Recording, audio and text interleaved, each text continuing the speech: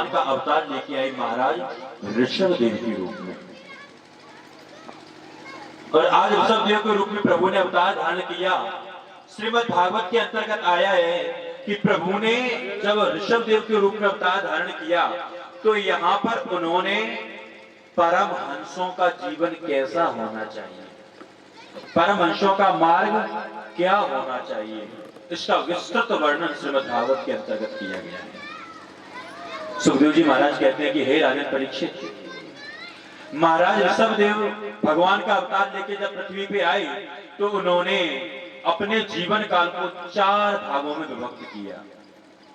परीक्षित जी महाराज बड़े ध्यान से सुनना, आपके मतलब की बात बता रहा हूं। प्रत्येक व्यक्ति का जीवन 4 भागों में विभक्त होता है। कलयुग में कितने वर्ष की आयु है? कितने वर्ष की है? 100 वर्ष। अब हम आपको बता दे रहे हैं, 4 युग है ना, सतयुग, त्रेता, द्वापर, कलयुग। सतयुग में मनुष्य की आयु शास्त्रों के अनुसार 400 वर्ष, त्रेता में 300 वर्ष, द्वापर में 200 वर्ष और कलयुग में 100 वर्ष। लेकिन आजकल तो सरकारी कागजों में 60 वर्ष कर देंगे। वो घटाए के अबे 9 जब मंगवाई ना, वैज्ञानिक का अनुसंधान जब नया हुआ तो 58 ही वर्ष रह गई, घटते ही चली जा रही। हमें लगा कौ दिन ऐसा ना हो कि ज्यादा दिन पैदा हुई वेदना राधे राधे ना होने लगे। क्यों? क्योंकि कुछ केमिकल का दुष्प्रभाव है और कुछ मनुष्य का रहन सहन का दुष्प्रभाव है ना। लेकिन यहाँ पे महाराज ऋषभ देव ने जीवन जीने के लिए बताया कि मनुष्य का जो जीवन है ना वो 4 भागों में विभक्त किया गया है। सबसे पहले 25 वर्ष तक ब्रह्मचर्य, क्योंकि हमारे शास्त्र कहते हैं ब्रह्मचर्य ही जीवन है। 25 वर्ष तक लगातार ब्रह्मचर्य धारण करना चाहिए। उसके पश्चात यदि आपकी इच्छा है तो आप गृहस्थ आश्रम में प्रवेश कर जाए और नहीं तो फिर संन्यास में प्रवेश कर जाए। राधे राधे करो, फिर पीली कुर्ता, पीली अंगोछा, पीली धोती पहन के और लंबे जटा बताया कि राधे राधे। लेकिन शास्त्रों में परीक्षित जी महाराज गृहस्थ धर्म से बढ़ के दूसरा कोई धर्म नहीं बताया, सबसे उत्तम धर्म बताया गया गृहस्थ धर्म। 25 वर्ष तक ब्रह्मचर्य, उसके पश्चात माता पिता गुरु की आज्ञा लेके आप गृहस्थ आश्रम में प्रवेश कर जाओ।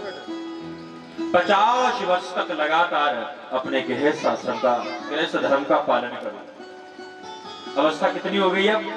50 वर्ष हो गई ना। आपकी कितनी हो गई? 50 वर्ष। यानी आपकी अब गृहस्थ वाली जो आयु है ना वो तो खत्म हो रही है।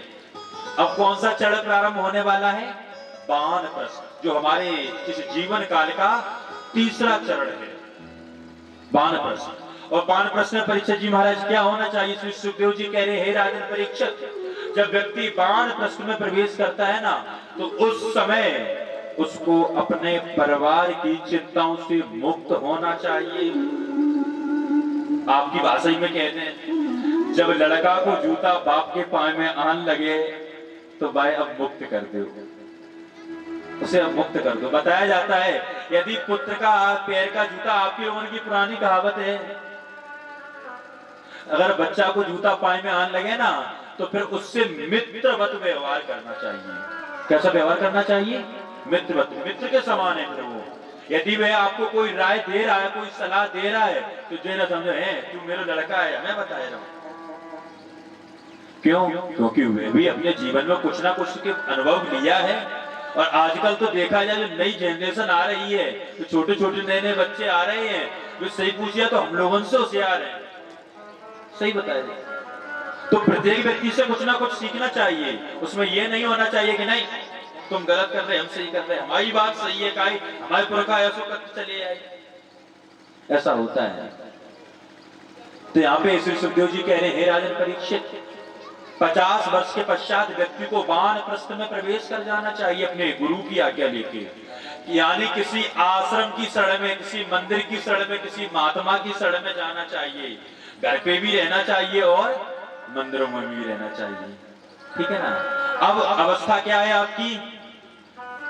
अब अवस्था फैक्ट्री में काम करने की नहीं है। अवस्था कहाँ है? अपने जीवन की फैक्ट्री तो आपने खूब कर ली, लेकिन इस लोक के लिए तो आपने सब कुछ कर लिया। अब अवस्था कहां की आ रही है? परलोक के लिए करनी, ठीक है ना। 50 वर्ष के पश्चात वानप्रस्थ में प्रवेश कर जाना चाहिए। 50 से 75 वर्ष की जो आयु है वह वानप्रस्थ की है। उसके पश्चात संन्यास, संन्यास में प्रवेश करना चाहिए। 75 वर्ष की आयु के बाद यदि कोई व्यक्ति आपको मिलता है, वह चाहे किसी भी जाति का हो, किसी भी धर्म का हो, हमारे शास्त्र कहते हैं यदि उसकी अवस्था 75 वर्ष से अधिक है तो वह समाज में पूजनीय है, पूजा के योग्य है। क्यों? क्योंकि हमारे शास्त्र में कहते हैं 75 वर्ष की आयु के पश्चात व्यक्ति संन्यास में प्रवेश करे या ना करे, लेकिन वो रजिस्टर्ड सन्यासी हो गया, ठीक है ना। इसलिए बड़े बुजुर्गों का सदैव सम्मान करना चाहिए। शास्त्र भी कह रहे हैं क्या? अभिवादनशीलस्य नित्यवृत्योपसेवना चत्वार्थस्य वर्धन्ते आयुर्वेद्या यशोबलम। आजकल सभी चाहते हैं कि हमारी आयु भी बहुत लंबी हो, पैसा भी बहुत आए, चाहते हैं ना भैया। हम तो चाहते हैं, हमारे पास बहुत पैसा है, आयु और पैसा। विद्या यानी शिक्षा, एजुकेशन। कहा गया education is the life, it is not waste. इसे बर्बाद मत करो, यह आपके जीवन का एक बहुमूल्य रत्न है। क्या? एजुकेशन, शिक्षा, आयु, विद्या और पैसा, साथ ही साथ बल। ये चार चीजें उस व्यक्ति के पास अनायास ही आती हैं जो व्यक्ति अपने बड़े बुजुर्गों को प्रणाम करता है, अभिवादनशील होता है।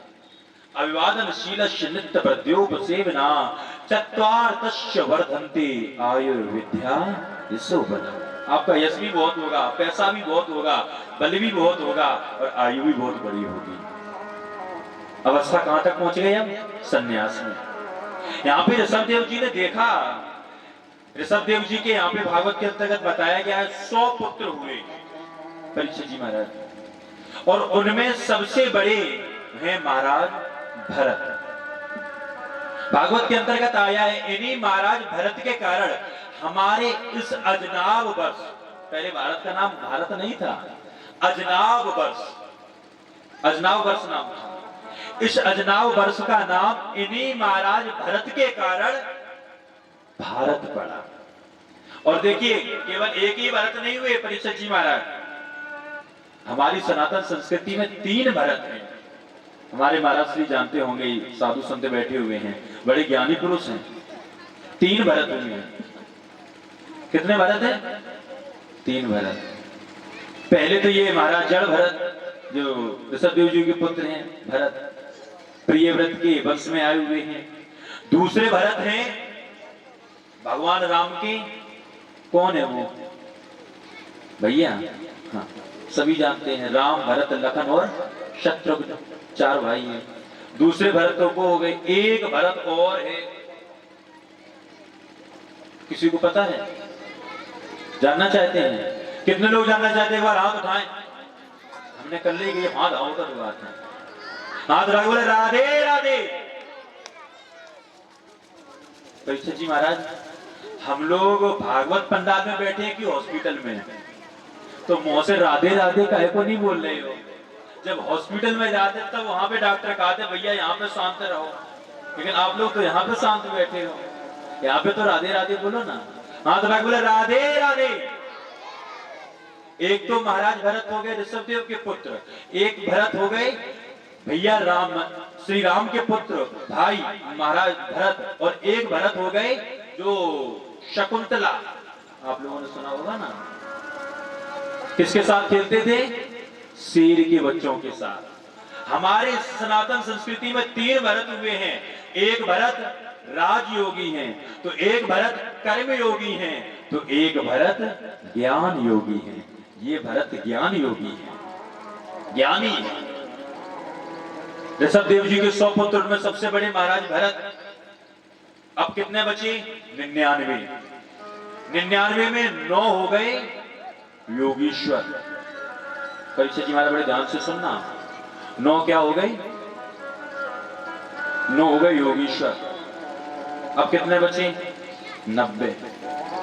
90 में 9 इस पूरे भारत को 9 पूरे विश्व ब्रह्मांड को 9 खंडों में विभक्त किया गया। वे 9 खंडों के राजा हो गए। अब कितने बचे भैया? 100 में से पहले तो एक बचे 99, फिर 9 कम भाई 90, फिर 9 कम भाई अब कितने बचे? 81, 8 पे 81, 81, 81 बचे ना। तो भागवत के अंतर्गत आया है प्रियव्रत जो राजा थे वे क्षत्रिय राजा थे। इनके वंश में आग्नेय नाभि, नाभि के ऋषभदेव के 100 पुत्र, जिसमें से एक महाराज भरत। 9 पूरे विश्व ब्रह्मांड के राजा हो गए, 9 योगीश्वर हो गए, बचे 81 कर्मकांडी ब्राह्मण हो गए। कौन हो गए? ब्राह्मण। यानी यहाँ पे भागवत का एक साक्ष्य है कि क्षत्रियों से भी ब्राह्मणों की उत्पत्ति हुई है। ये भागवत में प्रमाण है। और यदि किसी को शंका हो तो मेरे पास आ जाए, मैं दिखा भी दूंगा। क्योंकि हम लोगों को बताया गया, हमारे परम पूज्य महाराज श्री का कहना है कि मंच में बैठ के एक भी शब्द वेद पुराण शास्त्र से अलग नहीं होना चाहिए। 81 कर्मकांडी ब्राह्मण हो गए जो वेद पाठ कर्मकांड इत्यादि कराते हैं।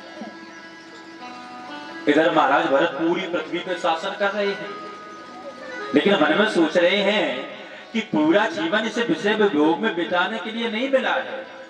मानव जीवन किस लिए मिला है? संतों की सेवा करने के लिए, भगवान की सेवा करने के लिए। और संतों की सेवा करेंगे ना, हृदय में प्रीति जगेगी, और हृदय में प्रीति जगेगी तो हम अपनी प्रजा का भी पुत्रवत पालन करेंगे। कैसा पालन करेंगे? पुत्रवत। आइए चलते हैं, छोटा सा भजन।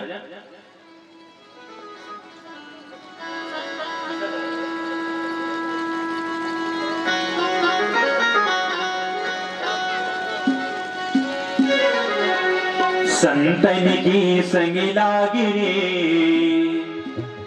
तेरी अच्छी बनेगी।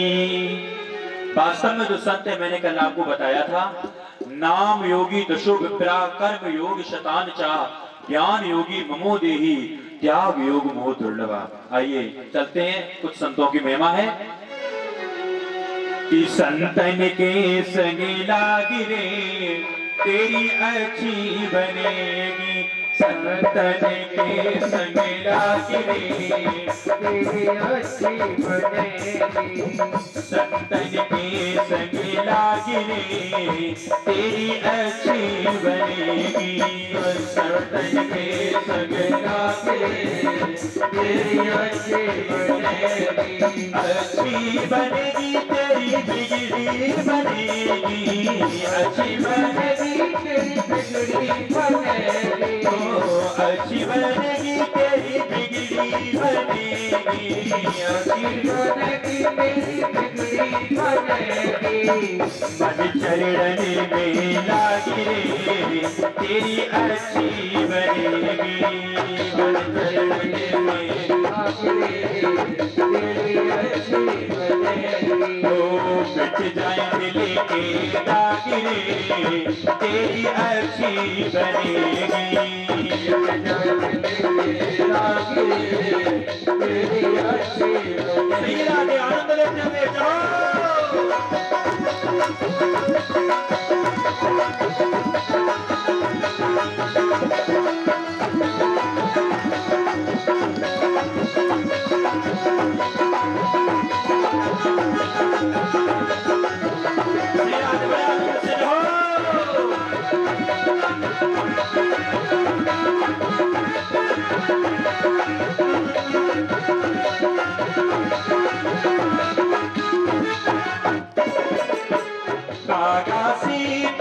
हुए हंस बनावे।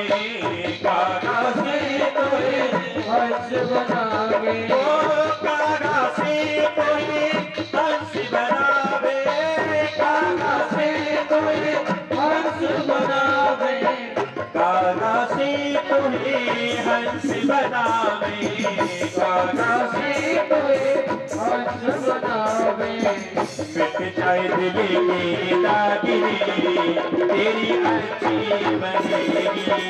मिट जाए दिल की दागिरी तेरी अच्छी बनेगी। ओ संतन की संग लागिरी तेरी अच्छी बनेगी। संतन के संग लागिरी तेरी अच्छी बनेगी। जय हो श्री राधे अमृत में।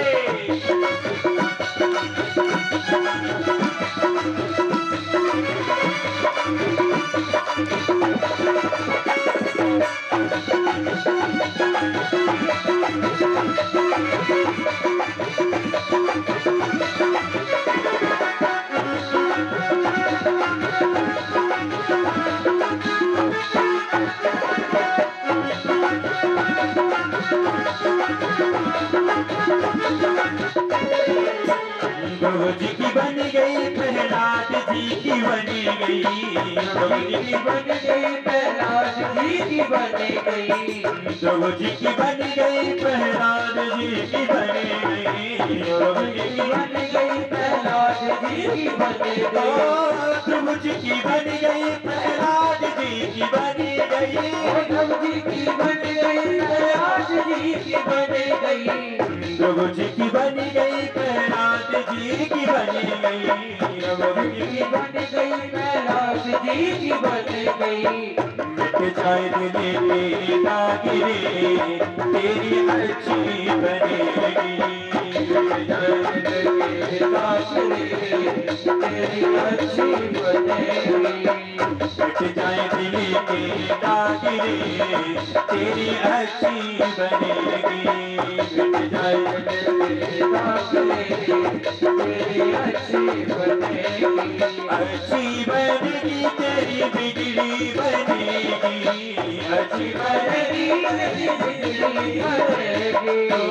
अच्छी बनेगी तेरी बिगड़ी बनेगी।